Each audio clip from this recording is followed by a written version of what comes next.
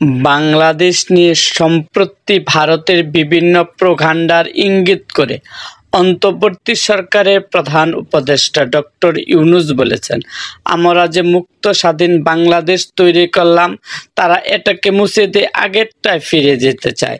মুখে বলছে না যে আগেরটা, কিন্তু ভঙ্গি হলো আগেরটা ভালো ছিল।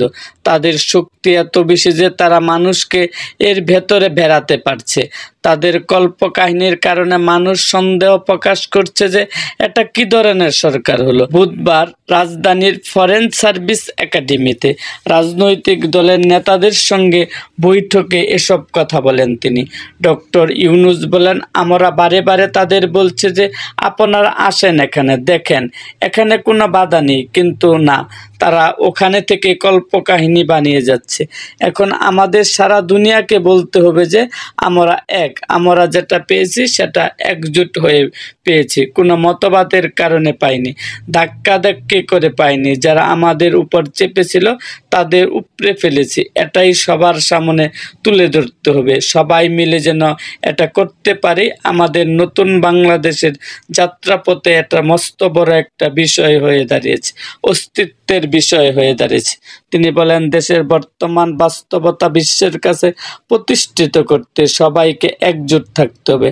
আমাদের এই স্বাধীনতা অনেকের কাছে পছন্দ হচ্ছে না, নানাভাবে এটাকে উল্টো দেওয়ার চেষ্টা চলছে। 5ই আগস্টের পর থেকে নানাভাবে এটা চলছে। সারা দেশে শান্তিপূর্ণভাবে দুর্গাপূজা পালন হয়েছে, আমরাও পূজায় আনন্দে শরিক হয়েছিলাম। কোথায় কোনো ধরনের বিশৃঙ্খলা হয়নি, সেটাও অনেকের পছন্দ হয়নি। দেশকে নতুন করে অস্থির করার চেষ্টা চলছে। প্রধান উপদেষ্টা বলেন যে বাংলাদেশে আমরা গড়ে তোলার চেষ্টা করছি, সেটাকে ধামাচা বেঁধে আরেক বাংলাদেশ কাহিনী রচনা করতে যাচ্ছে। সারাক্ষণ নানা রূপে তারা এটা করে যাচ্ছে। এটা যে এখন এক দেশের মধ্যে আছে তা নয়, বিশেষ বিশেষ বড় দেশের মধ্যে ছড়িয়ে গেছে। আমাদের এই অভ্যুত্থান যাদের পছন্দ হয়নি তারা এটাকে মুছে দিতে চায়, এটাকে নতুন ভঙ্গিতে দুনিয়ার সামনে পেশ করতে চায়। আমাদের এখানে নাকি ভয়ঙ্কর কাণ্ড করছে, তা থেকে বাংলাদেশকে রক্ষা করতে হবে। রক্ষার জন্য তারা এগিয়ে আসতে চায়।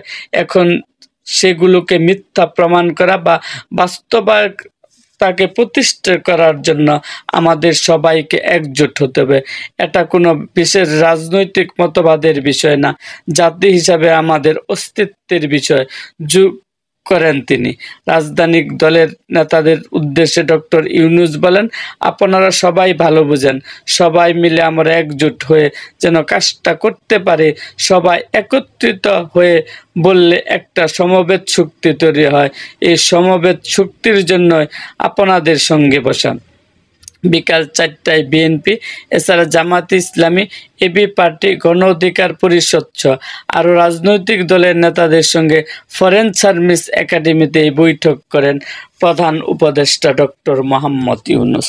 এরকম আরও ভিডিও পেতে এবং রাজনৈতিক অঙ্গনের নানা ঘটনা ও ইতিহাস জানতে আমাদের মুক্তাগাছার ইতিহাস মিডিয়া ইউটিউব চ্যানেলটিকে সাবস্ক্রাইব করুন এবং পাশে থাকা বেল আইকনটি বাজিয়ে দিন।